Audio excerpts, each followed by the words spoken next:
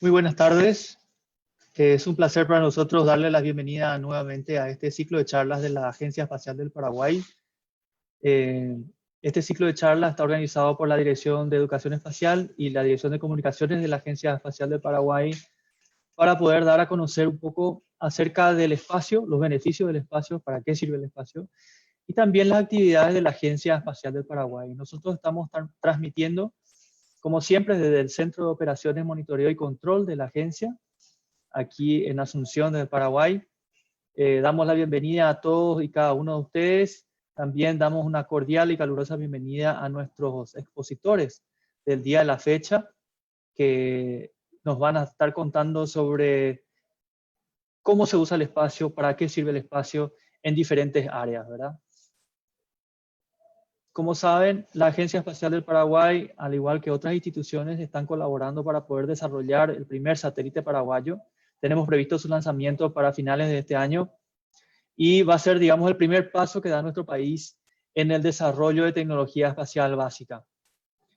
Y para ello estamos recibiendo y estamos trabajando conjuntamente con varias instituciones como la Universidad Nacional del Paraguay, de Asunción, el Centro del Desarrollo de la Investigación Científica, la Sociedad Científica del Paraguay, varias universidades como el Instituto Tecnológico de Kyushu en Japón, la Oficina de las Naciones Unidas para Asuntos del Espacio Exterior, varias agencias espaciales como la Agencia Espacial Japonesa, y también, como en este caso vamos a tener la presencia de un representante de la Agencia Espacial Mexicana, a quien agradecemos muchísimo, al igual de una exponente española ella, pero de Colombia, que está ahora trabajando en Colombia.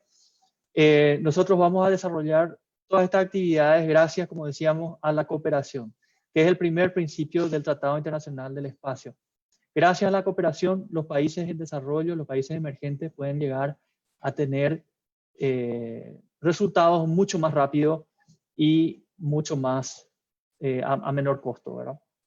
Entonces, yendo un poco al tema, hoy tenemos la charla de la doctora Dolors Armenteras acerca de la detección de fuegos activos y cuantificación de área quemada con sensores remotos. Es una especialista en esta área. Ya antes de presentarla voy a dar una lectura a su bio, a su currículum. Agradecemos mucho tanto a la doctora Dolors como al ingeniero Carlos Duarte de México, que nos va a dar la segunda charla. Nos va a hablar sobre el Aztec-SAT. Es un satélite que fue desarrollado por una universidad en México y es un modelo muy interesante para nosotros porque podríamos perfectamente replicar ese modelo aquí en nuestro país y de hecho estamos en conversaciones para poder avanzar en esta dirección.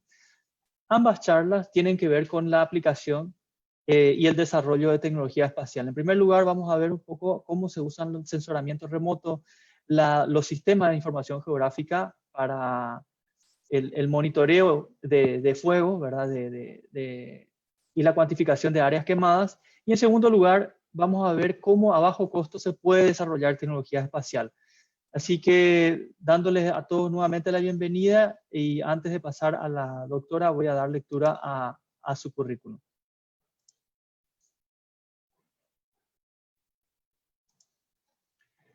Dolors Armenteras es bióloga, posee un doctorado en geografía del King's College de Londres, Reino Unido.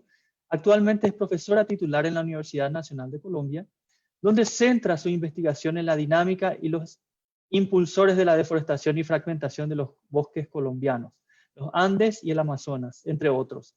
En su laboratorio se centran en cómo las actividades humanas en crecimiento afectan los bosques antiguos y cómo preservar y gestionar mejor los paisajes tropicales. Su investigación en ecología, análisis espacial y modelado a escala de paisaje para la conservación de la biodiversidad ha ayudado a avanzar en la comprensión de los procesos ecológicos en múltiples niveles organizacionales. Esta experiencia, abarca tanto la fauna como la flora e incluye la estructura del ecosistema, el modelado y los procesos del paisaje. Más recientemente, su enfoque en el monitoreo y el pronóstico la llevó a integrar la ecología del fuego al examinar cómo manejar la reducción de riesgos en su contexto de cambio climático y cómo comprender el fuego puede ayudar a reducir la degradación de los bosques y conservar la biodiversidad. Actualmente se desempeña como vicepresidenta de la Asociación Internacional de Ecología del Paisaje. Doctora Dolores, es un honor tenerla con nosotros. Bienvenida, el piso es suyo. Muchas gracias, Alejandro. Buenas tardes a todos. Pues les agradezco enormemente la invitación que me hacen para compartir hoy con ustedes un poco de la experiencia de las aplicaciones que nosotros hemos desarrollado pues desde el laboratorio aquí en Colombia, disculpa. Yo tuve la oportunidad de visitarlos en Asunción a finales, como un año y medio, finales del 2018, por invitación de la profesora Larisa Regalaja. Y fue un honor conocer un poquito y visitar algunos de los bosques de Paraguay, ¿no?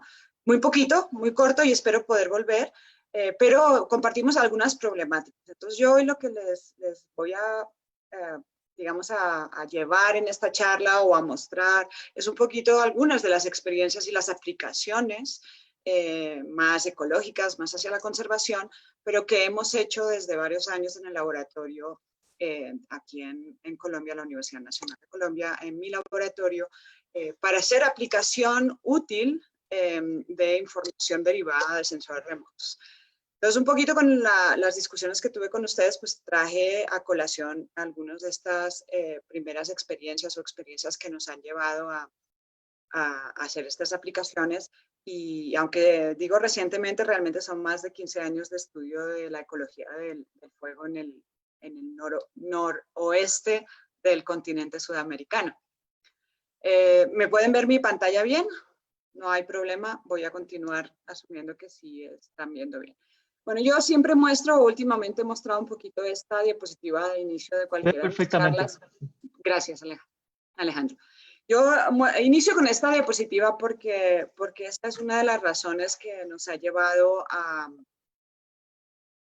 empujar la investigación sobre el fuego en nuestros países, aquí lo que les digo, no solo Colombia, sino también Ecuador, Perú, incluso Venezuela, y tenemos algunos trabajos en otros países, no tanto en Paraguay, y deseo conocer mucho más y lo vamos a lograr en un futuro, pero esta es la pregunta de investigación que ha dirigido mucho de la docencia, de la investigación y de mi laboratorio en los últimos 10, 15 años.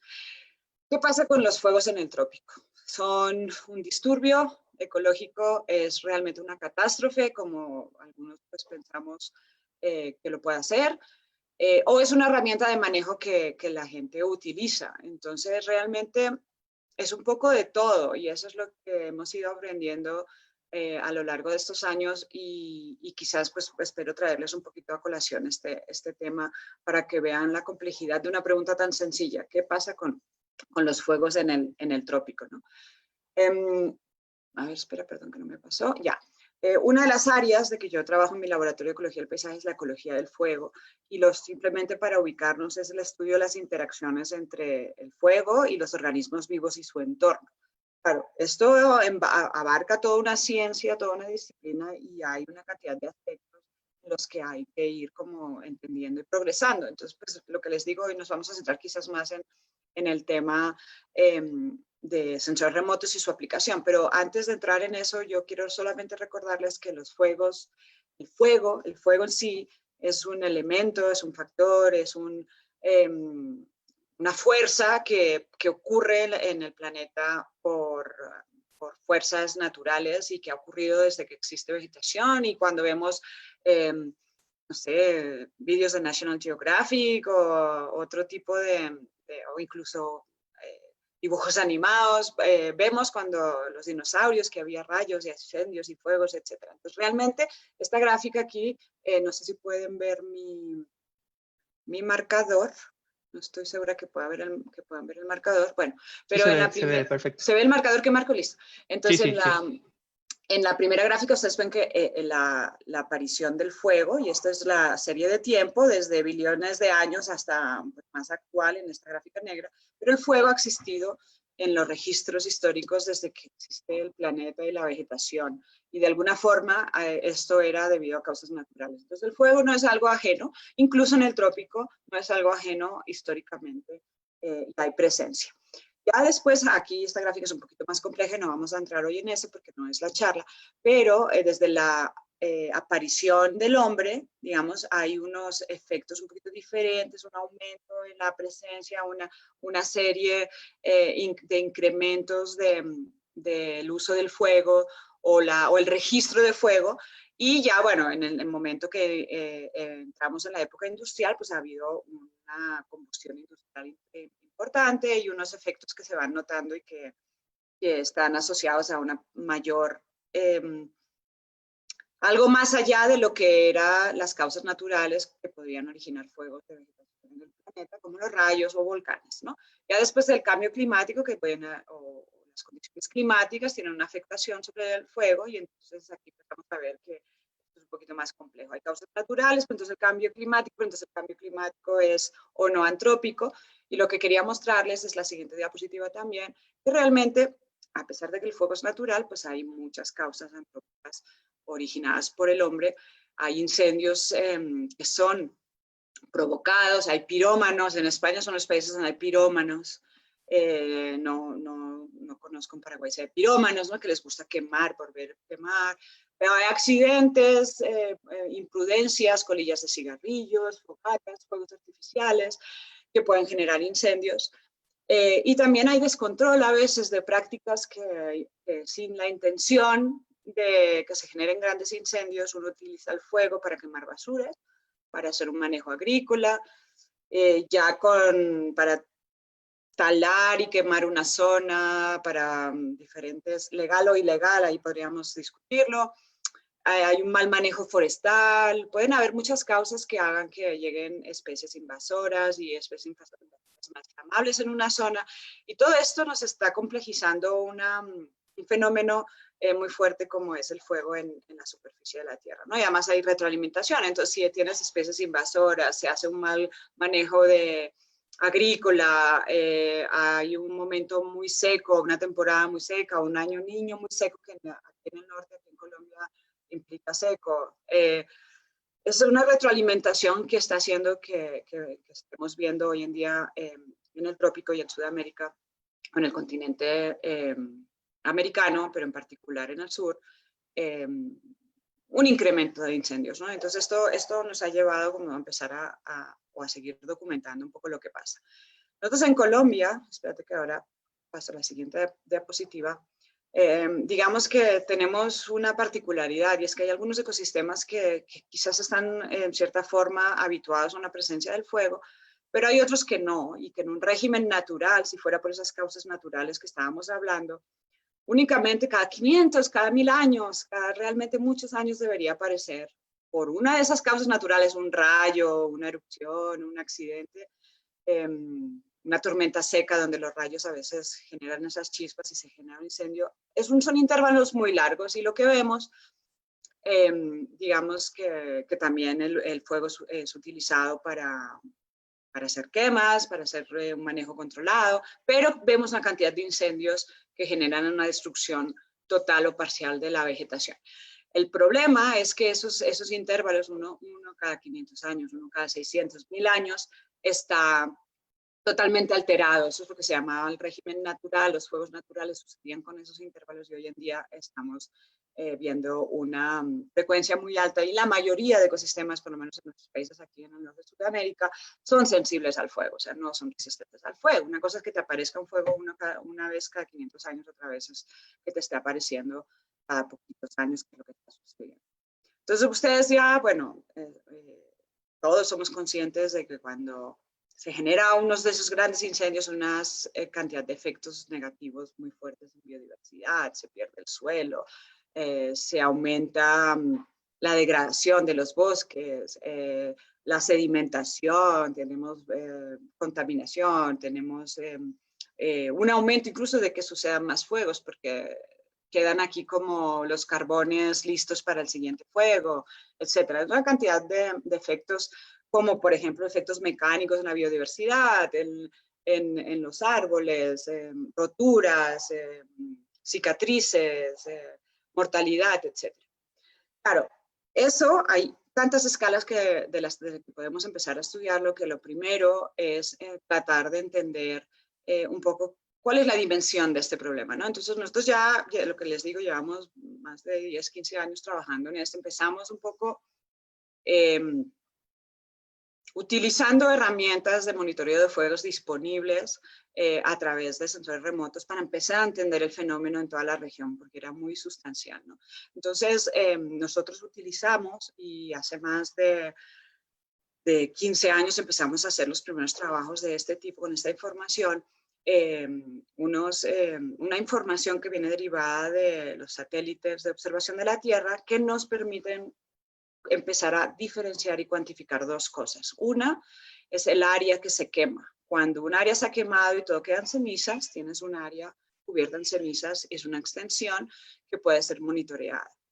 Otra de las digamos, posibilidades que nos ofrece la información satelital es detectar lo que son los frentes activos, que es los focos activos, el calor que emite en un incendio. Este está muy bajito, la llama, pero el calor que emite un incendio cuando está ardiendo, ¿no? No la huella que deja después. Entonces eso es empezar a diferenciar esos dos tipos de productos para entender un poco lo que pasa. Entonces, no vamos a hablar mucho de los instrumentos en particular, de los satélites, pero sí pues traerles a colación dos de los más importantes. MODIS es un satélite que lleva operando desde 1999-2001. Es el Moderate Resolution Imaging Spectroradiometer, que es un instrumento que está a bordo de los satélites tanto en Terra como en Aqua, ¿cierto? El instrumento es MODIS y los satélites son Terra y Aqua, con una órbita de norte a sur y más o menos por el Ecuador está pasando todos los días en horas de la mañana. Pero pues aquí ya podríamos mirar específicamente en cada región a qué horas está pasando y tomando información, ¿no? El Terra de norte a sur, el Aqua de sur a norte. Entonces tenemos una información diaria muy valiosa que hay que utilizar para conocer qué es lo que ha pasado con la dinámica de fuegos, en particular desde que está operando este sistema, ¿no? Otras características, en particular, MODIS tiene resolución de 250 metros, 2 bandas, y tiene unas bandas a 500 y a 1000 metros, y se derivan muchos de los productos de esta información, y nosotros vamos a hablar hoy solamente de los que están más asociados a cobertura de la tierra o a fuegos, ¿no? Recuerden que cada uno de estos productos que se pueden derivar de la información satelital, que el profesor Carlos más tarde nos va a hablar un poco más al respecto de la ingeniería espacial, aeroespacial. En el caso particular de MODIS, por ejemplo, unos muy interesantes son estos productos que nos permiten tener anomalías térmicas, que nos permiten detectar diariamente o cada 8 días o cada 5 minutos de resolución, dependiendo del producto que queramos utilizar, esos focos activos, ese fuego activo. Realmente casi podemos tener información en tiempo real de cuando suceden incendios. Este es un tipo de información que hay que aprovechar en tiempo real. Obviamente tenemos todos los archivos históricos, entonces eso nos ayuda a entender el fenómeno. El otro satélite que es fantástico, maravilloso, que hicieron para mejorar todavía la información, que en el caso de fuegos nos ayuda un montón, es el BIRS, ¿no? El BIRS es un satélite o un instrumento a bordo de satélites Suomi NOAA, que también adquiere datos continuamente, que está operando desde 2012, no tenemos tantos años, pero es una satélite, una herramienta muy valiosa por una razón, y no la tengo aquí los detalles de la resolución, me disculpan, pero básicamente una muy importante, tiene mucha mayor resolución espacial y mucha mayor resolución temporal. Entonces no tenemos la serie histórica que MODIS nos permite, pero tenemos la serie histórica un poquito más corta, pero tenemos una mayor resolución, entonces nos permite entender un poquito más lo que sucede en la superficie de la Tierra, ¿no? Entonces, un poco comparando aquí en esta diapositiva, lo que les quiero es comparar la resolución, que es importante. A veces veo gente un poco como utilizando datos de focos activos, que ya les expliqué lo que era, tanto de BIRS como de MODIS, y comparándolos, o juntándolos incluso. Entonces, como juntar peras y manzanas, hay que ser cuidadoso con el uso de la información. VIRS tiene 375 metros de resolución y tenemos 4 veces más de información disponible en el día. Entonces hay que tener cuidado. Ambos satélites, o ambos instrumentos, digamos, nos proporcionan este tipo de información, ¿no? Nos proporciona el centro de un píxel de 375 metros en el caso de VIRS, de 1 kilómetro en el caso de MODIS, en el cual, digamos, hay un fuego o un foco activo o 2 focos activos o 3 o 4, lo que quepa en ese píxel, en esa resolución. Y lo mismo con MODIS. La única diferencia es que estamos hablando de, fíjense la diferencia, más o menos trato de simular aquí el tamaño de un píxel con información de MODIS versus un píxel con información de VIRS. Entonces, fíjense que no podemos sumar el conteo de la información que nos deriva VIRS con el conteo que nos deriva MODIS, porque estamos hablando de cosas diferentes. Casi prácticamente 9 datos de MODIS nos podrían estar reflejando un único incendio en MODIS o un único dato. La resolución de VIRS es tan buena que incluso aquí hay un artículo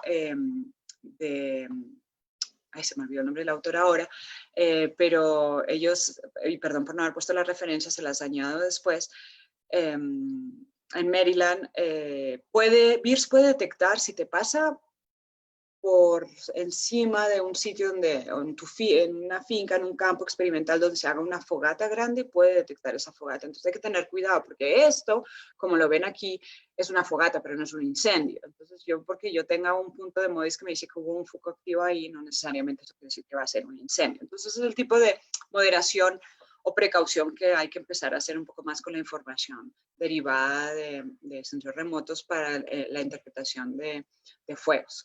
Este es un ejemplo, lo saqué ayer o antes de ayer, un poco la región. Esta es una página que todo el mundo puede entrar y puede estar viendo casi esa información en las últimas 24 horas. Si ven aquí a la derecha, yo le puse la información de los últimos 20 días, como para mirar un poco qué estaba pasando en Paraguay. Y bueno, pues hay bastante información de focos activos, de anomalías térmicas. Algo estaba sucediendo y la temporada, pues, probablemente está empezando de incendios o ya ha empezado. Entonces podemos empezar a hacer ese seguimiento 24 horas hasta 20 días y ya después podríamos irnos hasta un mes, creo, y podemos irnos a los archivos y bajar esa información para entender lo que vemos. Entonces fíjense que aquí tengo activos tanto VIRS como MODIS y aquí les estaba mostrando un poco las órbitas, ¿no? Aquí pueden más o menos ver la órbita del NOAA, del ACUA, descendiendo, ascendiendo y la hora más o menos a la que estaría pasando por Asunción 5. Estas horas Universal Time, Central Time, entonces hay que convertirlo al horario de cada país, pero digamos a las 5 de la mañana, 6 de la mañana está pasando por Paraguay, por ejemplo, o sea, una de las órbitas. Bueno, dicho esto, ¿para qué se utiliza esta información? Una de las cosas que nosotros, por ejemplo, en Colombia hemos utilizado para comparar qué es lo que sucede un año versus otro. La información de focos activos es muy interesante sobre todo cuando la usas relativo, ¿no? No te va a explicar muchos fenómenos, pero sí te puede empezar a comparar años con más actividad, menos actividad, zonas con más actividad relativa a qué es lo que está pasando y empezar a entender. Entonces, este es un ejemplo comparando 2017 con 2018, creo que eran esos 2 años, y un poco viendo que estas zonas en particular tuvieron una muchísima mayor densidad de lo normal o del año previo, en este caso, de esos focos activos. Entonces, es el tipo de aplicaciones en las que se empieza a entender. Esto está asociado a un artículo asociado a un poco las actividades en el terreno después de la firma de paz en Colombia, pero pues no es el caso, simplemente quería mostraros el tipo de información que hacemos. Esos son con los productos que están derivados y que hablamos de focos activos. También el otro producto que se deriva tanto de VIRS como de MODIS es el área quemada, efectivamente. Ya después ya que se quemó, ya no hay foco activo, ya no hay anomalía térmica, ya no nos va a detectar ni MODIS ni VIRS esas anomalías, pero sí podemos cuantificar, ahí sí, si fue una fogata o si fue un fuego de mayor dimensión o dónde hubo ese fuego, dónde se convirtió en incendio, dónde fue una quema pequeña, etcétera, ¿no? Entonces, nosotros aprovechamos un poco esta información y la última versión, si no me equivoco, es la colección 6 del producto MODIS de área quemada que corrigieron algunos de los algoritmos para proporcionar esta información. Por eso les digo, por ejemplo, aquí les muestro un artículo que hicimos en el 2010, o sea, ya hace 10 años, y en ese momento ya estábamos usando MODIS y cuantificando qué es lo que pasaba en Colombia, ¿no? O sea, queríamos saber cuánto era el área, ni siquiera nadie sabía cuánto era el área de vegetación que se quemaba en el país. Entonces, digamos, esas son las aplicaciones de decir, bueno, a ver, tenemos 1.000.000 de kilómetros cuadrados, ¿cuánto se quema anualmente vegetación? ¿Por qué se quema? ¿En dónde se quema? Entonces, este es un trabajo en el que nosotros cuantificamos las dos cosas, tanto los focos activos en el momento, qué temporada es que sucede.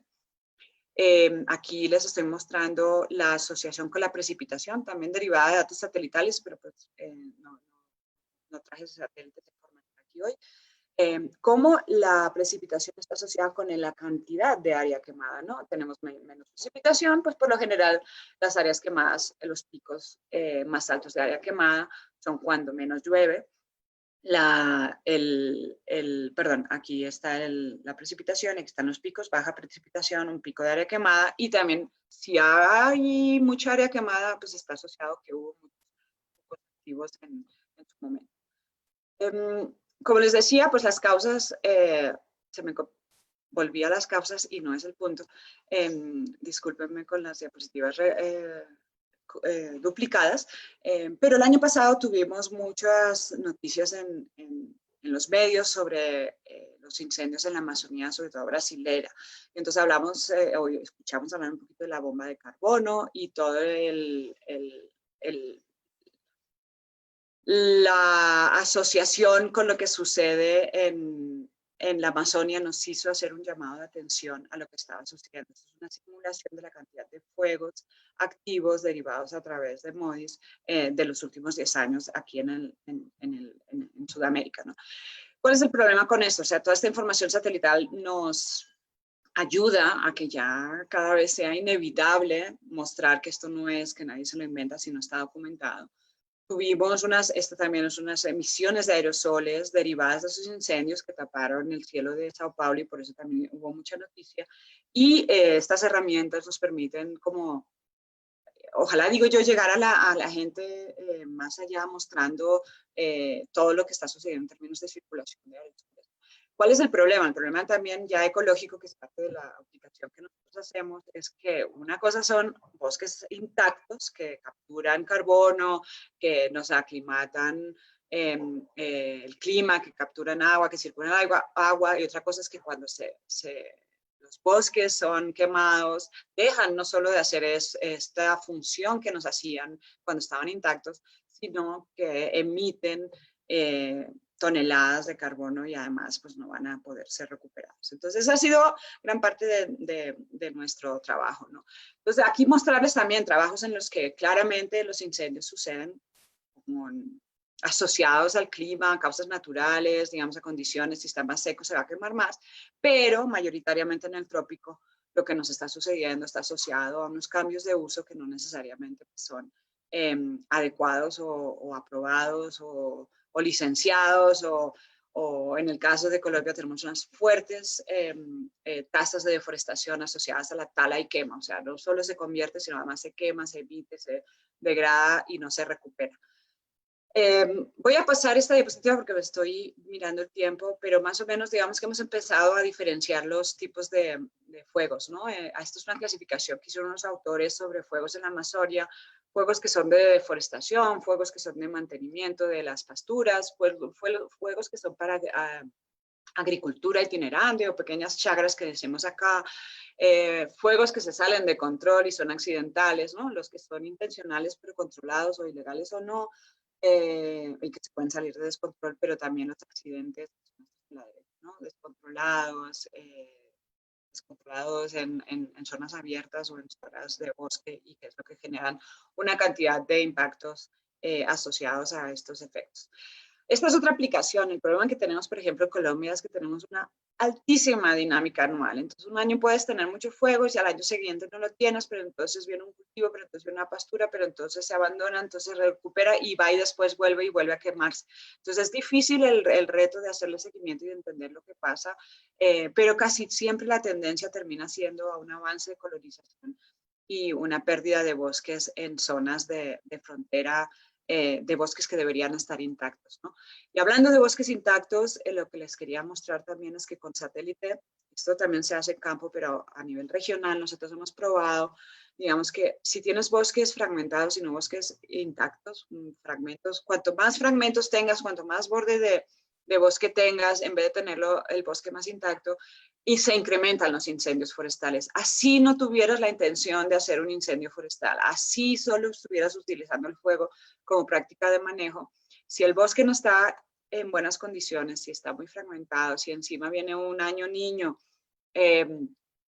pues la probabilidad de que se generen incendios, incluso intencionados con todas estas causas, es muy grande. Y esto lo hemos podido hacer un seguimiento utilizando esta información satelital que les decía. También hemos hecho estudios en otros países, por ejemplo, pensando que toda la Amazonia es súper húmeda, la Amazonia del noroeste de Sudamérica, la cuenca amazónica, la parte noroeste la tenemos acá en los países andinos, donde hay la mayor producción de agua, la zona más húmeda, y resulta que también hay fuegos, ¿no? Entonces, ¿qué es lo que pasa entre países? En general, las vías están asociadas a los fuegos, la cercanía o la accesibilidad por ríos, pero ya empiezan a haber diferencias, ¿no? Entonces, en Ecuador, Perú, más los hidrocarburos generan este tipo de dinámica. En Colombia está más asociado a la conversión ganadera, en Venezuela es agrícola, entonces empiezas a ver un poco las diferencias entre países y las estaciones, porque incluso eso, ustedes tienen una estación seca que ya empezó, nosotros no la tenemos porque empieza en diciembre, pero si lo corres en el tiempo, pasan muchos fenómenos parecidos en el continente. Quería dejarles como a modo de cierre que no solo hacemos investigación, nosotros hacemos aplicación, sino toda nuestra preocupación por los incendios y por la dimensión que ha tomado la problemática en los últimos 10 años nos ha llevado a proponer un proyecto de ley en Colombia para prevenir incendios forestales grandes, de grandes magnitudes, y para manejar mejor el fuego, que está basado en pues, trabajo con la gente. Aparte de toda esta información, nosotros llevábamos toda la información y a veces validábamos con diferentes actores en el campo y hemos hecho pues, este tipo de trabajo. Y si quieren pues seguirnos, nos pueden contactar, nos pueden seguir por estos medios o nos pueden buscar en las redes, tanto como por la parte de divulgación, pero también pues la parte de todos los trabajos científicos, los que estén más interesados, o los trabajos más de cómo aportar a soluciones desde la ciudadanía, cómo tratar de dar soluciones y herramientas, pues nos pueden encontrar en nuestras redes y estoy aquí a la orden para más adelante conversar con ustedes. Muchas gracias. Muchísimas gracias, Dolores. Realmente es muy interesante y nos da una idea de todo el avance que están teniendo en esta importante tarea de entender cómo funciona el fuego en nuestras diferentes áreas, tanto protegidas como no protegidas.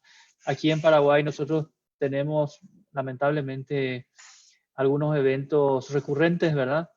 Entonces, todo lo que se ha avanzado en este tema, en esta investigación nos interesa. Agradecemos a la ingeniera Larisa Rejalada por habernos hecho este contacto. Le enviamos un caluroso, un gran saludo a ella. También hacemos llegar a todos los que nos siguen el saludo de nuestro presidente, el coronel Liduvino Bielman. Muchísimas gracias a todos por seguirnos. Realmente esto es el inicio de varios trabajos que queremos desarrollar aquí en la agencia. Queremos ir aprendiendo, queremos ir incorporando conocimiento para poder aplicar la ciencia y tecnología espacial, aun cuando no tengamos un satélite propio de observación en la Tierra. Sabemos que hoy está disponible bastante información y con todo este conocimiento desarrollado podemos aplicar esta información disponible para beneficio de nuestros pueblos, ¿verdad? Así que muchísimas gracias, Dolores, nuevamente. Y ahora pasamos a nuestro segundo ponente, el ingeniero Carlos Duarte. Si me permiten, entonces voy a dar lectura a su currículum. Carlos Duarte actualmente es el coordinador general de formación de capital humano en el campo espacial de la Agencia Espacial Mexicana, a cargo de desarrollar estrategias de educación para formar al personal que requiere México para convertirse en líder en desarrollo espacial. Es miembro de la Junta Internacional de Educación Espacial una organización de agencias espaciales dedicada a promover la educación espacial en todo el mundo. El maestro Duarte tiene una amplia experiencia tanto en el sector público, académico y privado. Entre sus últimos cargos están que ha sido CTO en el programa eMéxico, una iniciativa de la Secretaría de Comunicaciones y Transporte de México dedicada a desarrollar y administrar un programa nacional para llevar servicio de banda ancha a la mayoría de la población mexicana, incluidas escuelas, hospitales y oficinas gubernamentales en todo el país. Fue CEO y cofundador de CENIT 2T, una incubadora de tecnología privada dedicada a desarrollar e implementar estrategias para crear empresas innovadoras en las áreas de electrónica avanzada y biotecnología. Duarte fue el representante de California para CONACYT de México, con la misión de establecer vínculos con las instituciones académicas mexicanas y las compañías y universidades del sur de California para promover la transferencia de tecnología y la innovación entre México y los Estados Unidos. Duarte fue investigador en el Centro de Estudio México-Estados Unidos de la Universidad de California, San Diego, donde estudió sistemas de innovación a través de las fronteras entre Estados Unidos y México. El maestro Duarte fue investigador en el Centro de Investigación y Educación Superior de Ensenada, México, en la División de Ciencias de la Tierra, donde fue responsable de desarrollar instrumentación geofísica para las redes sísmicas, enseñar instrumentación y asesorar a estudiantes en la licenciatura y nivel de maestría.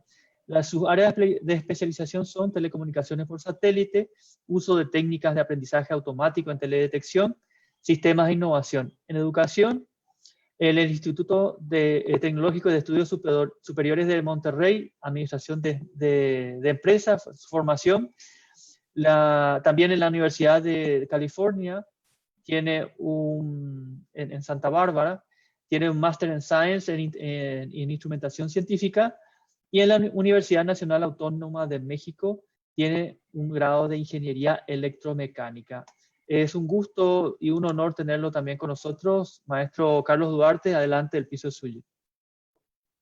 Muchas gracias. Bueno, primero que nada, agradecer a la Agencia Espacial del Paraguay por esta distinción de invitarme a esta serie de pláticas tan importantes que lo que pretenden es dar a conocer el valor del espacio.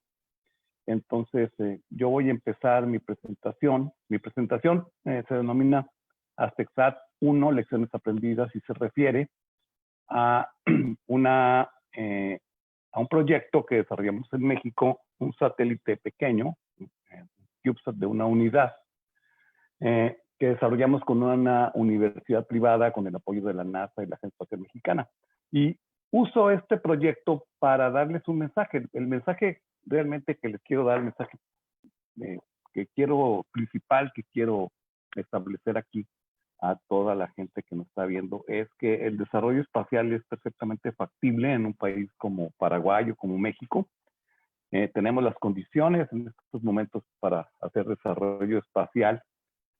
Aunque esto parezca lejano, o parezca como un lujo, luego muchas veces dice la gente, ¿por qué en un país como México, por ejemplo, que tiene pues tantos problemas en la tierra, de pobreza, daño ambiental, en fin, se da el lujo de tener una agencia espacial? Y pues eso es realmente lo que yo vengo a decirles aquí, es que es importante tener la agencia espacial, y precisamente para hacer que un país como México, como Paraguay, resuelva estos problemas, el espacio es muy importante. Entonces, y lo voy a hacer a través de compartir el modelo de desarrollo del proyecto ASTEXAT, que es como les dije, un proyecto que desarrollamos con empresas, con una universidad mexicana. Estos son los temas que voy a ver. Empezamos por hablaré sobre la utilidad de la tecnología espacial, que ya la doctora que me precedió, Dolores, pues lo vio un ejemplo muy importante del uso de la tecnología espacial para la detección de incendios. Después vamos a hablar de algo que está cambiando actualmente en el sector espacial, un nuevo paradigma de desarrollo en el sector espacial que nos permite precisamente, ese nuevo paradigma de desarrollo del sector espacial es lo que permite que países como México, como Paraguay, tengan acceso al espacio. Luego ya hablaré del proyecto Aztec-SAT, lo voy a describir cómo se desarrolló, qué aprendimos de eso, para finalmente concluir pues con la importancia del espacio y con la seguridad de que en países como los nuestros podemos hacer desarrollo espacial. Y empiezo con esta lámina que, pues, que seguramente muchos de ustedes conocerán, ¿no? Esta es una lámina de la película promocional de la película Star Wars. Y la pongo porque esta es la visión o es la idea que muchos de nosotros tenemos acerca del espacio. Pensamos que el espacio son viajes interplanetarios y vaqueros espaciales, en fin, naves, y que pues que a lo mejor están haciendo cosas muy frívolas para nosotros aquí en la Tierra. Y es por esta imagen que tenemos algunos de nosotros que luego pensamos que el espacio es un lujo para países como el Paraguay o como México. Y decimos, pues es que el espacio es ir a Marte, es ir a la Luna, explorar otros planetas. Y por lo tanto, pues que lo hagan los países desarrollados, pueden dar el lujo en el desarrollo espacial. Y pues, como les digo, nada de eso es cierto, ya los vimos, la doctora Dulors, que me precedió, ya dio un ejemplo muy puntual del uso de los satélites artificiales en aplicaciones terrenas, ¿no?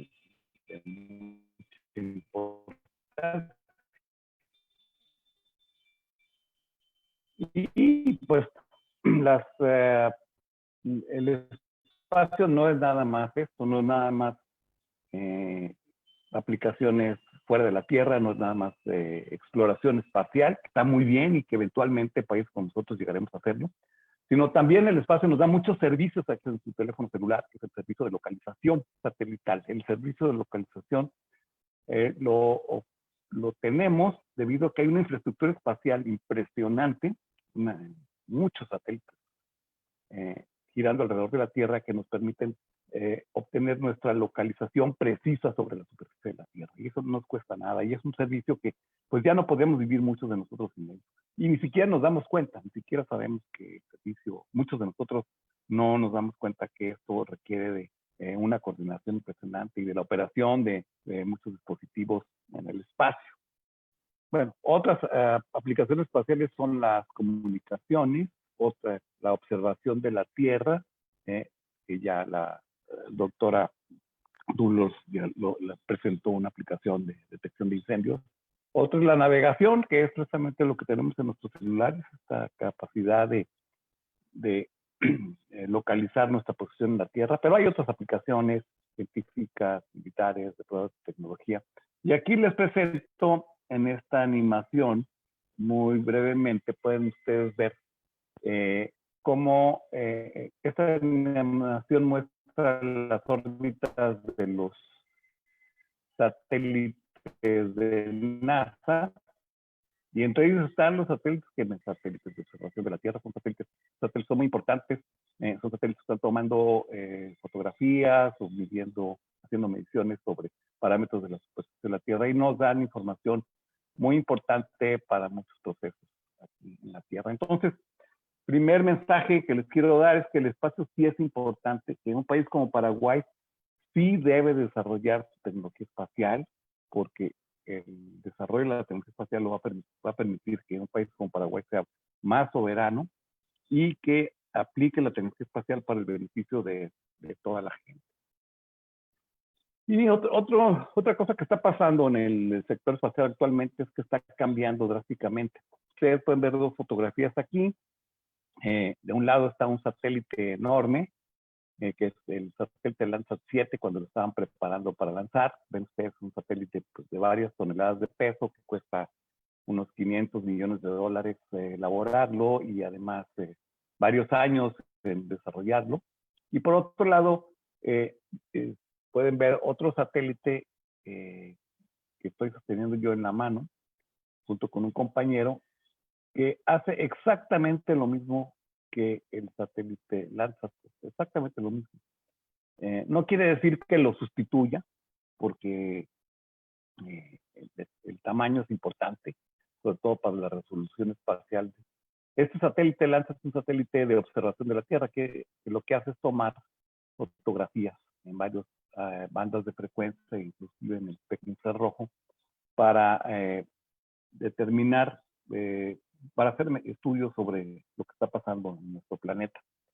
Pero se fijan, tenemos por un lado un satélite enorme, muchos millones de dólares, y por otro lado tenemos un satélite muy pequeño de 5 kilogramos de peso, que pues tiene el tamaño de pues una caja de zapatos y cuesta pues una fracción de lo que cuesta el otro, ¿no? Este satélite ha de haber costado pues unos 300, 400 mil dólares desarrollarlo y en un tiempo también muy rápido. Entonces, este nuevo tipo de satélites también ustedes se llaman CubeSat, nanosatélites, satélites pequeños, y es lo que está haciendo una revolución en el desarrollo espacial desde hace ya un buen rato. Y estos tipos de satélites es lo que permite que tengamos acceso al desarrollo espacial, porque tienen muchas ventajas sobre los satélites grandes, principalmente que se hacen con componentes comerciales. Si queremos un satélite, no necesitamos desarrollar todo desde cero, podemos comprar los subsistemas y enfocarnos nada más a la aplicación. Es una de las ventajas. Y además el ciclo de desarrollo es muy rápido. Entonces, eso permite que países como Paraguay y México puedan desarrollar sus satélites con rapidez. Y los satélites pequeños, esa es una categoría de satélites que va desde satélites de más de 100 kilogramos, llamados mini satélites, hasta satélites muy pequeños, satélites incluso de menos de 1 kilogramo. Pero los nanosatélites que están en el orden de 10 a 1 kilogramo y que utilizan el estándar CubeSat han sido muy importantes en el desarrollo espacial últimamente, porque utilizan un estándar y eso hace que pues los desarrollos se hagan más rápidamente. No voy a hablar mucho del estándar CubeSat porque no es el objeto de la plática, pero es importante que aquellos que estén interesados en el desarrollo espacial se busquen información sobre el estándar CubeSat y profundicen en esto, porque es la clave, el usar el estándar CubeSat es la clave para el desarrollo espacial. Y ahora sí ya voy a hablarles del ASTECSAT 1, que es un satélite que se estableció como parte de un convenio entre la NASA y la Agencia Espacial Mexicana. En este convenio la NASA proporcionó asesoramiento técnico, las pruebas ambientales y también lo más importante, bueno, todo es importante, pero una de las más importantes fue el que proporcionó el lanzamiento del satélite a través de la Estación Espacial Internacional. Entonces, con eso ya teníamos el lanzamiento asegurado. Este proyecto se transfirió a una universidad privada de México que se llama la Universidad Popular Autónoma del Estado de Puebla, la cual se comprometió a financiar el proyecto y llevar a cabo su desarrollo. Y aquí les tengo un pequeño video que es una animación, básicamente, de lo que es el ASTECSAT 1. Ven ustedes, el tamaño de este satélite es un cubo de 10 por 10 por 10 centímetros y pesa menos de 1 kilogramo. Y su misión es girar alrededor de la Tierra en una órbita baja, a unos 500 kilómetros de altura, y conectarse con una infraestructura espacial que ya existe de comunicaciones, que es la constelación Global Star. Hagan de cuenta que Global Star es una infraestructura de comunicaciones como una red de celulares que permiten facilitar las comunicaciones en la Tierra. Y lo que hizo este satélite, el ASTECSAT, fue probar que se podía comunicar con esta infraestructura ya existente, algo que no se había hecho y que era de interés de la NASA. Entonces, esto fue lo que desarrollamos en la Agencia Espacial, en la Universidad Popular Autónoma de Puebla, con la colaboración de NASA y la Agencia Espacial Mexicana. Y aquí esto es algo, no me voy a detener mucho en este diagrama, que es un poco técnico, pero muestra cómo lo que se pretende es que las TechSat, que está en una órbita a 400 kilómetros de altura, girando alrededor de la Tierra, una órbita cada 90 minutos, se comunica en una banda de comunicaciones, que es la banda L, con algunos de los satélites de la constelación Globalstar, que son bastantes, son 24, y si se encuentra con un satélite de Globalstar, ese satélite retransmite la información a infraestructura en tierra y eso después se va a internet. Esa fue la misión de la TechSat, una misión relativamente sencilla, pero muy importante porque no se había probado. Eso es lo importante y era de interés de NASA.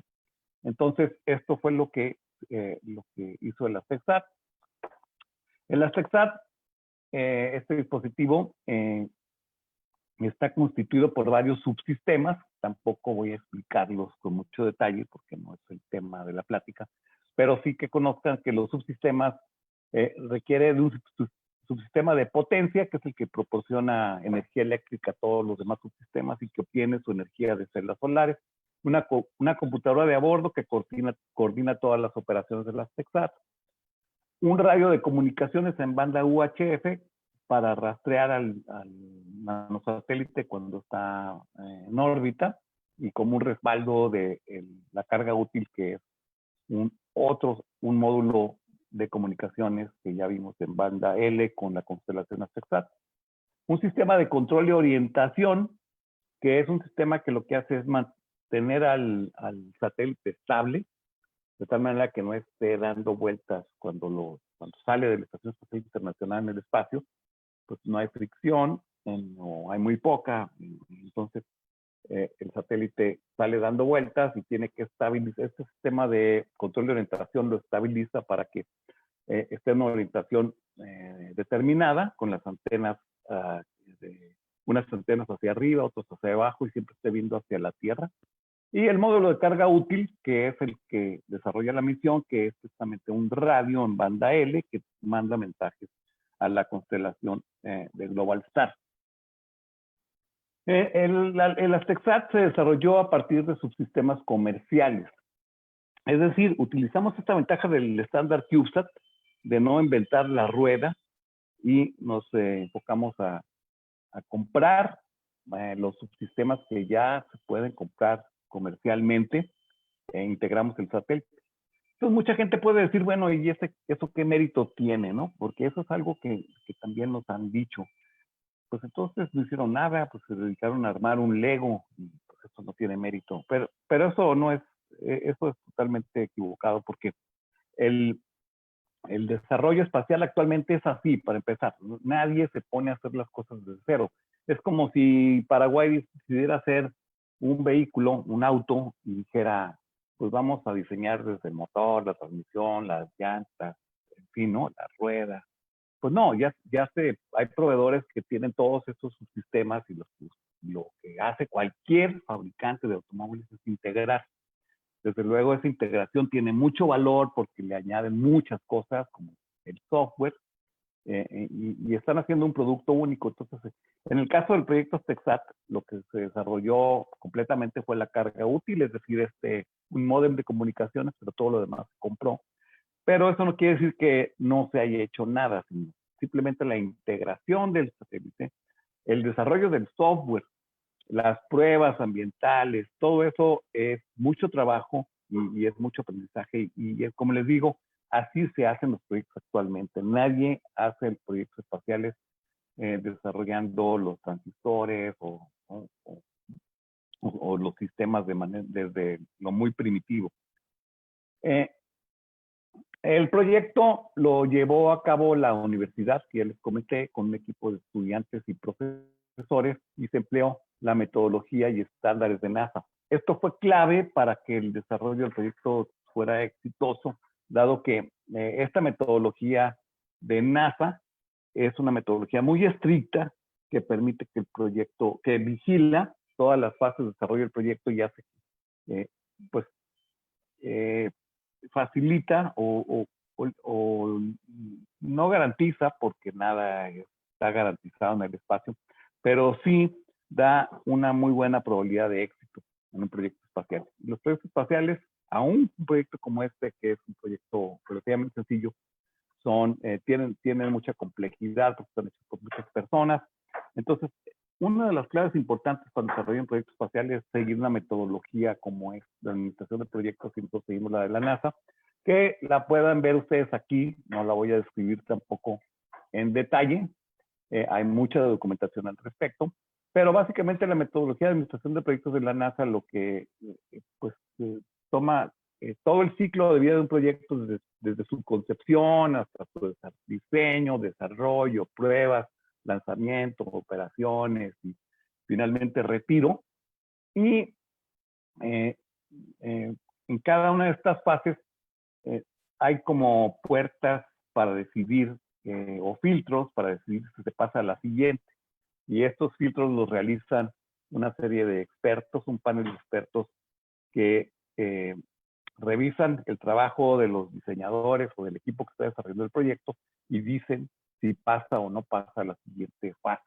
Y esto es bien importante porque si no hay la seguridad de que una fase previa está bien hecha, no se puede seguir a la siguiente fase y con eso se limita el riesgo del desarrollo total del proyecto. Para esto se generó un plan maestro, no voy a hablar tampoco en detalle, pero este plan maestro es muy importante, es una de las cosas más importantes que se requieren para que un proyecto espacial sea exitoso. Es importante que se le invierta mucho tiempo al desarrollo del plan para que se tenga una visión general del desarrollo del proyecto desde el principio y no tengamos luego que estar improvisando. Entonces, el tiempo que se le dedica al plan maestro puede ser hasta un 10% del tiempo total y es un tiempo muy bien invertido. Entonces, en este plan maestro se establecen los hitos principales, se identifican los subsistemas, se definen las actividades, la duración, se asignan responsables y entonces esto se tiene que seguir con mucha precisión. El plan maestro lo tuvo varios hitos, como pueden ver aquí en esta línea de tiempo, y utilizamos, es importante también contar con herramientas de software para darle seguimiento al plan maestro, porque el plan maestro puede ser muy complejo, entonces no se puede llevar a mano. Entonces, utilizamos herramientas comerciales de software. En este caso utilizamos una herramienta que se llama Microsoft Project. Y además, una cosa muy importante es que el plan maestro teníamos reuniones semanales con los equipos de trabajo para ir validando que el plan estuviera llevando a cabo y hacer las correcciones que se requirieran. Otra cosa muy importante para el desarrollo de un proyecto espacial es la administración de riesgos. Y bueno, un riesgo es cualquier evento, cualquier cosa que pueda pudiera bajar el desempeño del proyecto o hacer que este peligrara. Y los riesgos pueden ser de muchos tipos. Entonces, el administrar los riesgos en un proyecto espacial es muy importante y hay que estarlos previniendo. Por ejemplo, un riesgo puede ser que el tipo de cambio de la moneda se evalúe con respecto a otra, y eso, si estamos comprando en la otra moneda, digamos en dólares, pues tenemos que tener muy claro que si ese riesgo existe, saber qué vamos a hacer. Y así, como ese, hay muchos riesgos. Otro riesgo es la rotación de personal. En este caso, por ejemplo, en el caso de la TecSat, que fue un proyecto que se hizo con estudiantes, pues es un riesgo muy válido porque los estudiantes pues son temporales en una organización, en una escuela, entran, salen, se gradúan y hay que estarlo mitigando. Entonces, la administración de riesgos es algo muy importante en el desarrollo espacial. La documentación del proyecto también es muy importante y para eso utilizamos un sistema colaborativo de administración de proyectos que permitía que todos los involucrados pudieran acceder a la documentación, en fin, estarla actualizando. Llevamos una bitácora semanal. Y una de las cosas que hicimos fue hacer la documentación en inglés, que esto no es necesario, pero consideramos que era importante, dado que pues el inglés es el idioma del espacio y es importante, pues, si después se quieren hacer, si se quiere compartir esto con colegas de otras partes del mundo. En el modelo de la colaboración teníamos una serie de mentores de NASA y de la Agencia Espacial Mexicana que supervisaban los equipos de estudiantes y profesores de la universidad, y nos reuníamos a través de sesiones como esta, a distancia. No podíamos estar, la NASA pues está en Estados Unidos, la universidad estaba en la ciudad de Puebla, y la Agencia de México, y la Agencia Espacial Mexicana está en la Ciudad de México. Entonces, aquí utilizamos mucho de estas herramientas virtuales como las que estamos utilizando en este momento para llevar a cabo el seguimiento de del proyecto, porque pues es prohibitivo el hacerlo en presencial, y funcionó muy bien. El equipo de trabajo estuvo constituido por estudiantes que se involucraron en todas las etapas de la misión, y no solamente en las etapas, no solamente en las cuestiones técnicas como el desarrollo de la carga útil, la integración, el desarrollo de software, las pruebas, las operaciones, sino también en cuestiones súper importantes como los aspectos regulatorios y educativos, de lo que voy a hablar un poco más adelante. Los aspectos regulatorios son muy importantes en el desarrollo de un proyecto espacial, y muchas veces las universidades no los toman tan en serio y luego tienen problemas a la hora de que quieren enviar su satélite al espacio. Esta es una distribución de los participantes. Me disculpo porque está en inglés, pero pueden ver ustedes, había 19 mujeres, 39 hombres, y teníamos 39 estudiantes de licenciatura, 1 de maestría, 5 de doctorado, y profesores, 7 de maestría, 6 de doctorado. Entonces, y aquí hay una distribución, pues, los estudiantes provenían de diferentes áreas, no solamente eran ingenieros aeroespaciales, sino teníamos ingenieros mecatrónicos, ingenieros biónicos, ingenieros electrónicos, ingenieros automotrices y de diseño, en fin, y también gente de ciencias sociales, de diseño gráfico, de leyes. Entonces esto dio cabida para que se generara un proyecto realmente multidisciplinario. Aquí pueden ver, tampoco me voy a ir muy a detalle, esto es el organigrama del equipo, donde pueden ver ustedes, pues había muchos equipos trabajando en los diferentes subsistemas y en los diferentes aspectos del proyecto. Hay cosas, por ejemplo, como la obtención de licencias y permisos, que es algo que tiene que ver con regulación, que quiero enfatizar que es muy importante en el desarrollo de un proyecto de este tipo. Y aquí, esta tabla es básicamente lo mismo que el diagrama anterior. Se pueden ver ustedes las diferentes funciones: administración de proyectos, sistemas, aseguramiento de la misión, ciencia, tecnología, carga útil. Estos eran equipos de estudiantes donde había unos 4 o 5 estudiantes por cada equipo. Este es uno dedicado totalmente al desarrollo del satélite, los diferentes subsistemas de los que ya hablé y las diferentes pruebas que hay que hacer.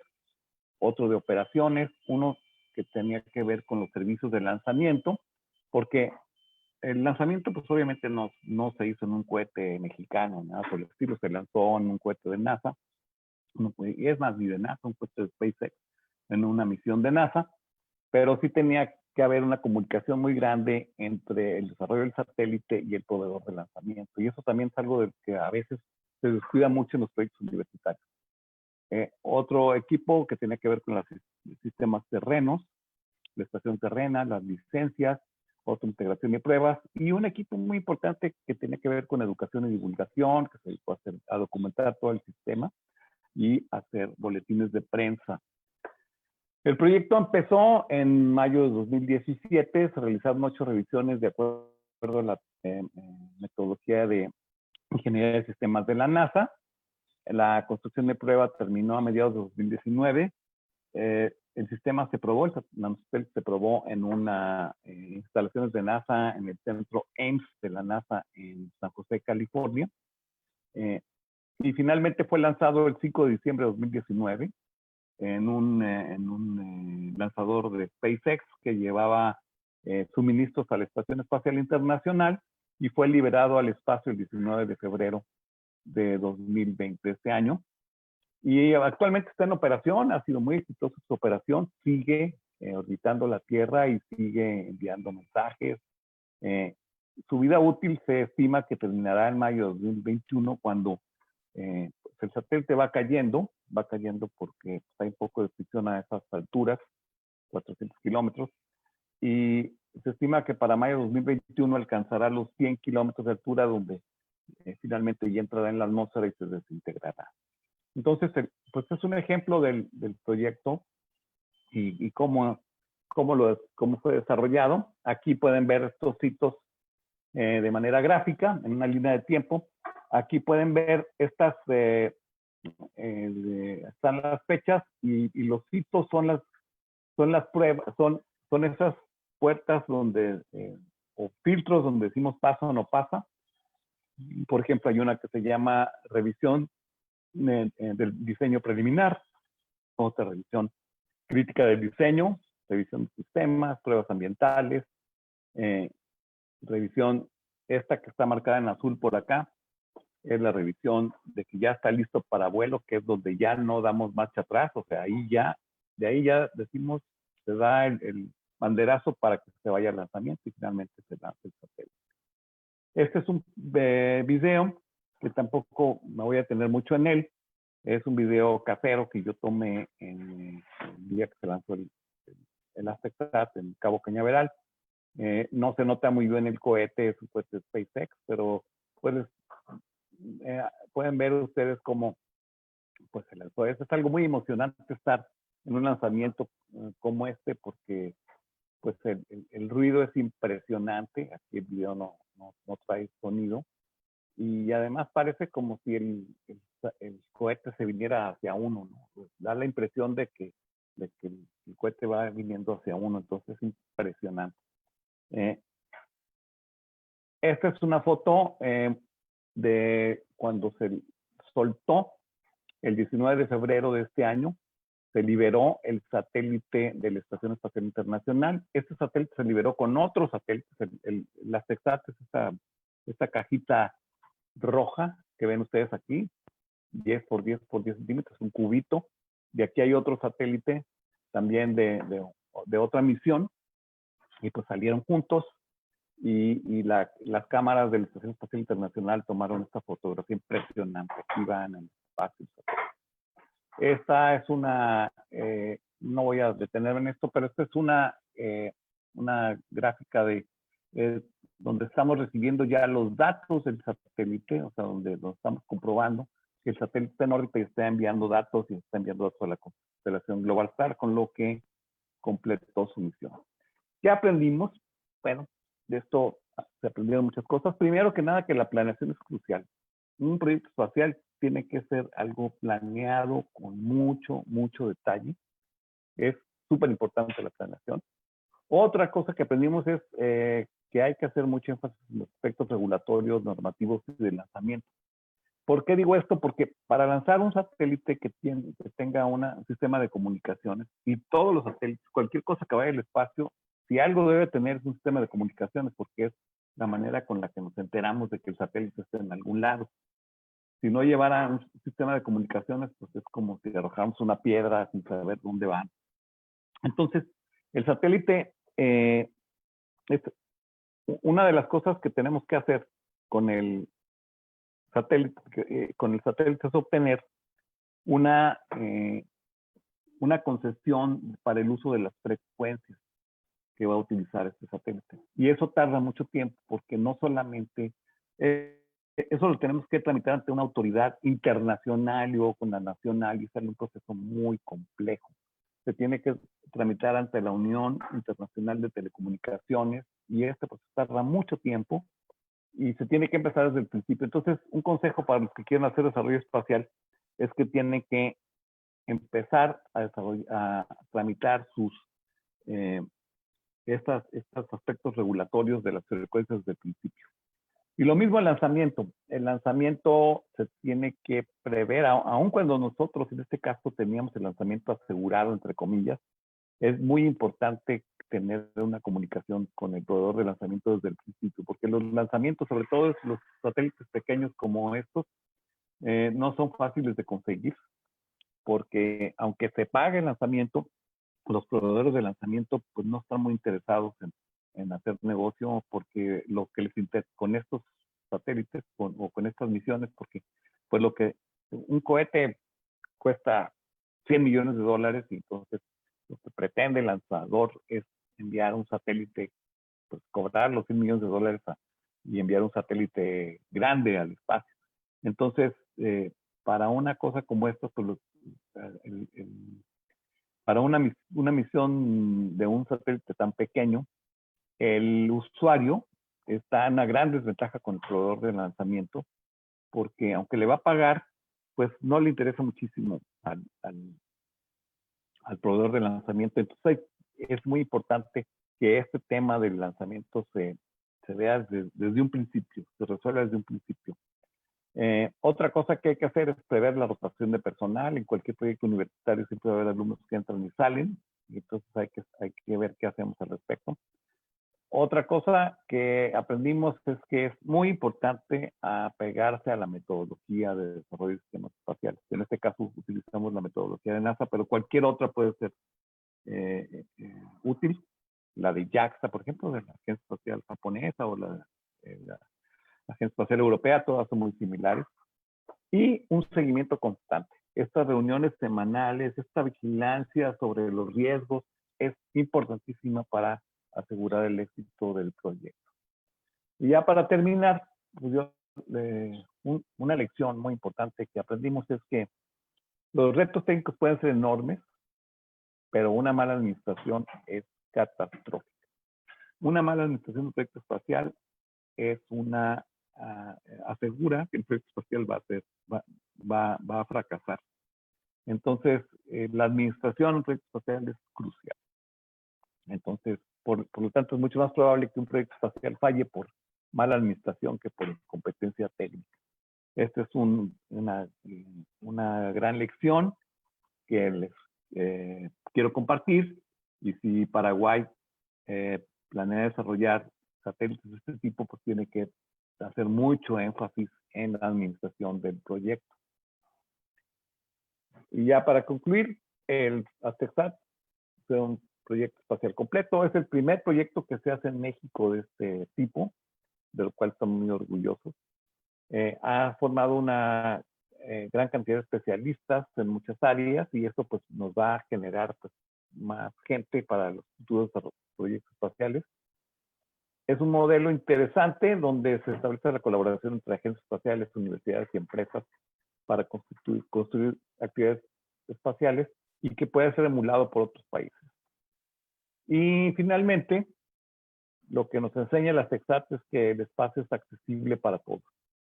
Ya pasó el tiempo en que el espacio era el monopolio de países muy grandes, poderosos, o de las grandes empresas aeroespaciales y de defensa.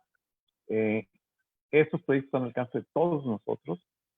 Sí cuestan, desde luego hay que invertir, pero la inversión no es tan alta, y el desarrollo es totalmente factible. Entonces, pues con esto invito a la Agencia Espacial de Paraguay a que siga trabajando en sus proyectos espaciales y desarrolle sus satélites, y pues les doy la seguridad de que contarán con el respaldo y el apoyo de la Agencia Espacial Mexicana. Muchas gracias. Muchísimas gracias, Carlos, por la excelente presentación. Realmente todavía falta mucho por hacer. Hay un gran camino por delante, y lo importante, como siempre decimos, es que ya empezamos a transitarlo. Para nosotros es muy importante el apoyo y el acompañamiento de la Agencia Espacial Mexicana. Tenemos muy buenos amigos en México, empezando por el anterior director, el doctor Francisco Mendieta, con quien empezamos el relacionamiento, luego con el nuevo director, el señor Salvador Landero, a quien agradecemos mucho.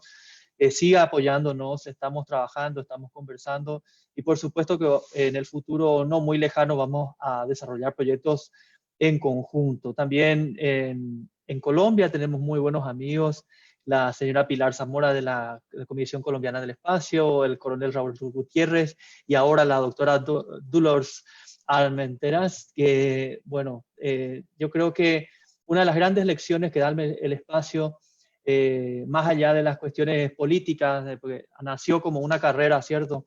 Es la cooperación, ¿verdad? Ya el Tratado Internacional del Espacio, uno de los pilares fundamentales es la cooperación. Y yo creo que juntando las fortalezas de cada uno de nuestros países podemos llegar todos juntos más lejos. En este momento quiero, además de agradecerles nuevamente a nuestros excelentes y brillantes expositores, pasarle la palabra a nuestro director de comunicaciones, Enrique, buenas tardes, que nos cuenta sobre nuestras redes sociales, hay preguntas, cuál es un poco el impacto de estas charlas. Adelante. Buenas tardes, Alejandro, ¿cómo está? Doctora, ingeniero, ¿cómo están? Sí, hay algunas preguntas y rápidamente vamos a pasar a contestarlas. Horacio Domaniski pregunta para la doctora, ¿podría decir qué tratamiento legal le dan los provocadores de incendios en Colombia? ¿Existe en la práctica una persecución y castigo? Es un tema complejo en una pregunta tan sencilla, porque primero en este momento, hoy en día, práctica de quema es ilegal, excepto en Colombia, con un par de excepciones, incluso para manejo agrícola hay que sacar unos permisos. Entonces, hay mucha gente que lo hace sin ser consciente que lo está haciendo o consciente que no ha sacado el permiso. Pero los deforestadores y que queman y talan y queman el bosque, sobre todo el bosque amazónico, están haciendo actividades ilegales y aún es más ilegal todavía que aquellas quemas de prácticas agrícolas. ¿Cuál tratamiento? Es ilegal, es lo que le digo. De ahí a la judicialización, a encontrar, hay un paso muy grande que hacer. No obstante, nosotros no queremos hablar solo de supresión o de satanizar el fuego, cuando se hace bien y se puede utilizar de forma tradicional como se ha hecho en muchos casos. El problema es cuando se sale de control. Y en el caso ilegal, yo diría, y esto lo estoy diciendo aquí sin exacto conocimiento, diría que no ha habido el primer judicializado por un incendio forestal en Colombia. Todavía. Muchísimas gracias, doctora. Miguel Hirsch nos pregunta, other than ASTSAT, what other nanosatellite have you launched before? Aparte de ASTSAT, ¿qué otro nanosatélite han lanzado antes? Es la pregunta para el ingeniero. Sí, con mucho gusto. Muchas gracias por la pregunta. Sí, en México, México tiene una tradición de desarrollo espacial desde mucho tiempo, que se ha visto interrumpida. Pero bueno, para no hacer la historia muy larga, les puedo comentar que se han lanzado algunos previamente, a partir del año 85, 1985, hoy están cumpliendo 35 años del lanzamiento del primer satélite de comunicaciones de México, el Morelos 1. Así, este es un satélite para retransmisión de señales de televisión, pero tengo que decir que no es un satélite desarrollado en México, no fue desarrollado en México, es un satélite que se compró llave en mano. Pero eso muestra el interés del país por utilizar las comunicaciones satelitales. A partir de eso se lanzó después el Morelos 2, luego una serie de satélites Solidaridad, y luego finalmente en este siglo, en 2015, y después se lanzaron dos satélites de la familia MEXSAT, que son satélites de comunicaciones fijas y móviles. Todos los satélites fueron comprados. ¿Qué satélites se han desarrollado en México? Se lanzó en 1996 la UNAM, que es la Universidad Nacional Autónoma de México, lanzó un satélite denominado UNAMSAT-B, que fue un satélite hecho por estudiantes mexicanos y que estuvo operando unos cuantos semanas. Recientemente se lanzó un satélite, el año pasado, en junio del año pasado, se lanzó un satélite del que no puedo hablar mucho porque fue un satélite que tenía algo de secreto, pero que pues, está funcionando actualmente. Es un satélite desarrollado por varias universidades mexicanas y la Defensa de México. Y finalmente la CESAP se lanzó el 19 de diciembre. Entonces, si contamos como dispositivos hechos en México, solamente hay 3.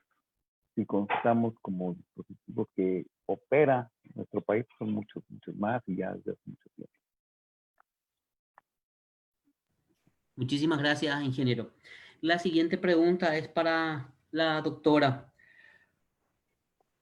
¿Usted recomienda el uso de datos, usted recomienda el uso de los datos satelitales utilizando 2 satélites o solo uno, doctora? Esa es la pregunta. Sí, bueno, gracias por la pregunta. Yo quisiera tener la emoción de ver un satélite allá. Cuando sale el cohete, no me la imagino, Carlos. No estoy segura si se refiere a 2 satélites o Aquaterra o se refiere a MODIS, VIRS, el sensor. En todo caso, siempre cuanto más información se cuente, mejor. Solo que hay que saber cómo interpretarla. Y depende de la pregunta también, depende de la pregunta que uno se esté haciendo. Entonces, si quieres ver algo que ha pasado de 2 décadas, te tienes que ir a utilizar un satélite que viene desde el 2000. Si lo que quieres hacer es estar quizás implementando algo más reciente, los cambios más recientes, tratar de aprovechar la información que está en real time, disponible con pues, todos los procedimientos que nos ha explicado Carlos, pero que está ahí disponible, que en pocas horas tienes información y la quieres más detallada para una zona más local, pues utilizaría un satélite con mayor resolución, ¿cierto? Entonces siempre depende de la pregunta. Entonces no sé si le habré contestado a la persona que había preguntado. Si no, por favor que me contacte después, lo podemos discutir más adelante.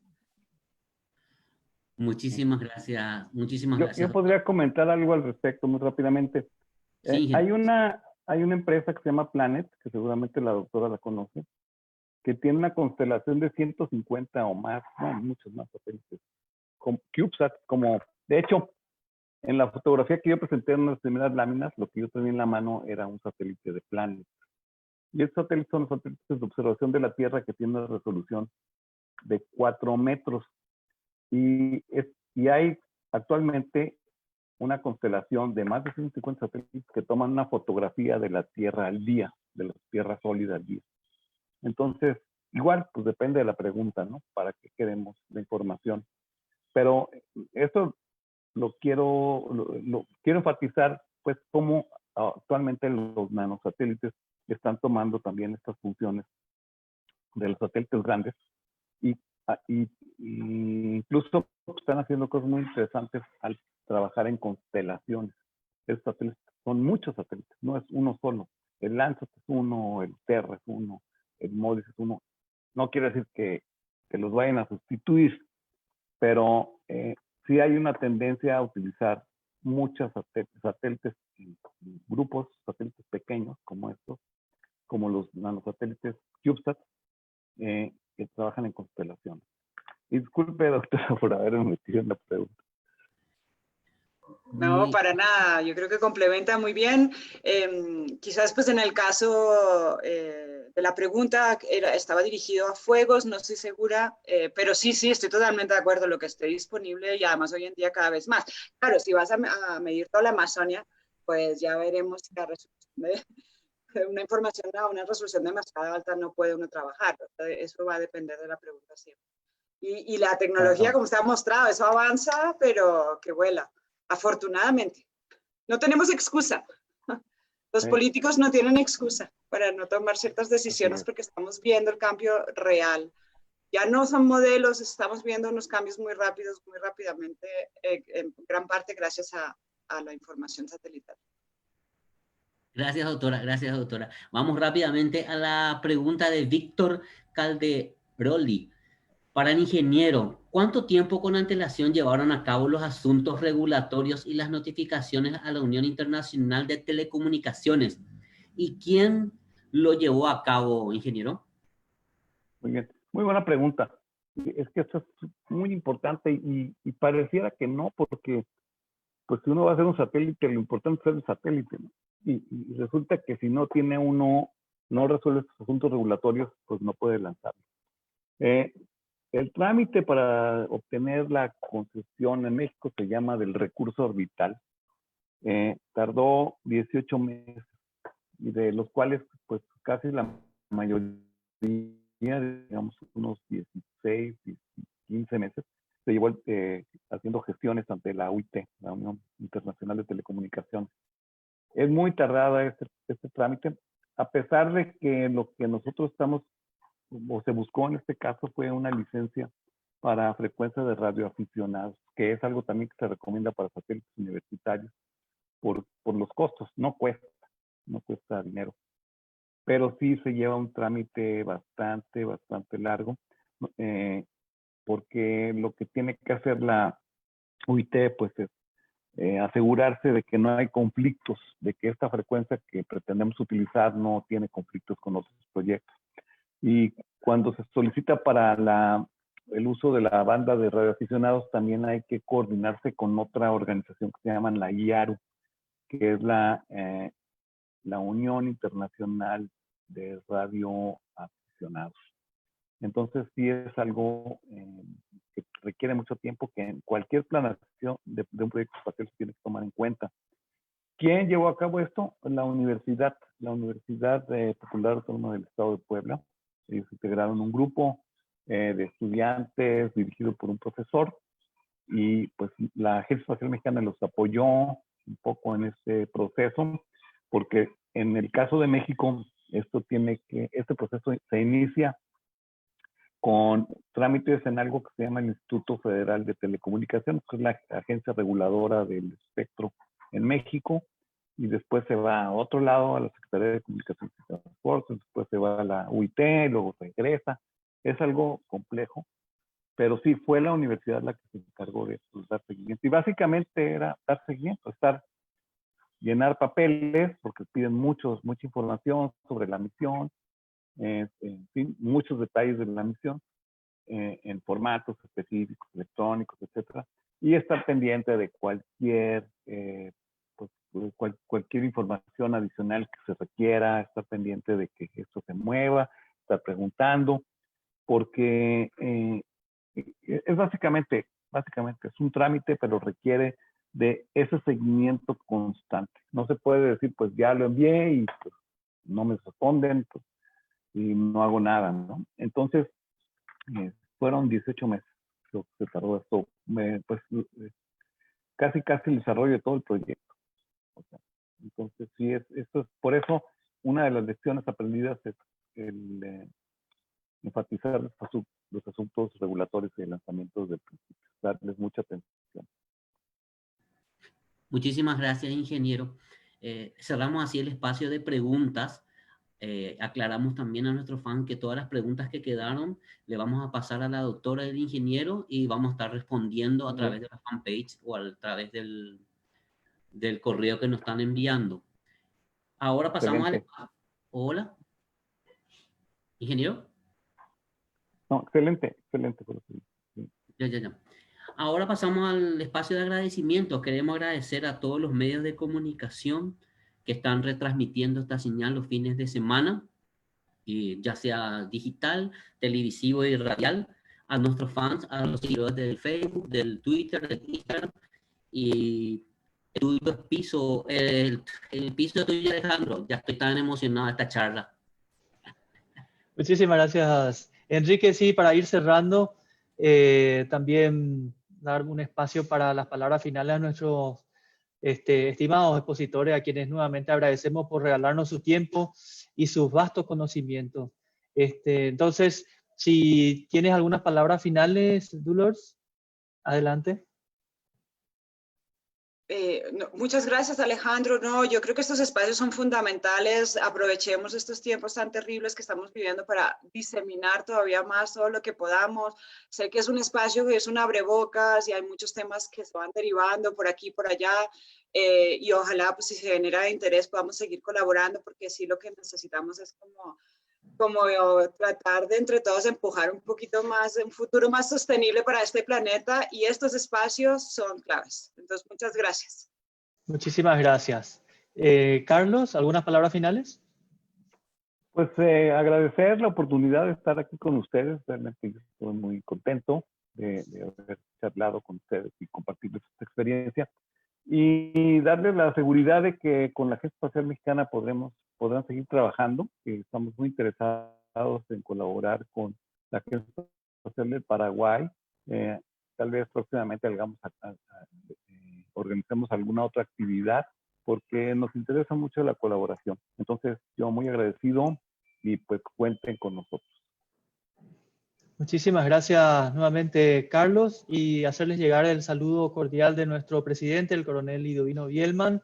También a todos nuestros seguidores, muchísimas gracias.